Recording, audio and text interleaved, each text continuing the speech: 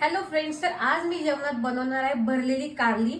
तर आमच्या घरात भरलेली कारली ही सर्वांना आवडतात, कारण मी कारले इतके छान बनवते की ते बिलकुलही कडू लागत नाही. तर ते कसे बनवते तर चला मी तुम्हाला दाखवते. इथे मी कारली स्वच्छ धुवून त्यातल्या बिया काढून घेतलेल्या आहे आणि त्याला मध्ये एक कट मारलेला आहे.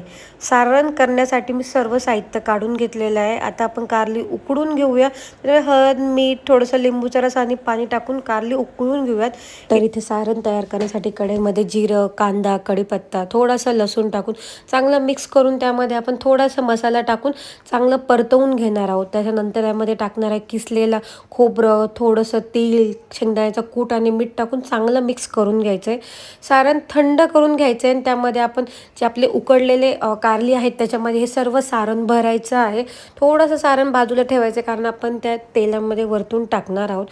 गरम तेलामध्ये आपल्याला जे आपले कारले होते ते टाकायचे आहे. त्याच्यानंतर त्याच्यामध्ये आपलं उरलेलं जे सारण होतं ते टाकून चांगलं मिक्स करून घ्यायचं आहे आणि अगदी थोडंसं पाणी टाकून आपल्याला हे 5 मिनटं वाफ घेऊन काढून घ्यायची याची.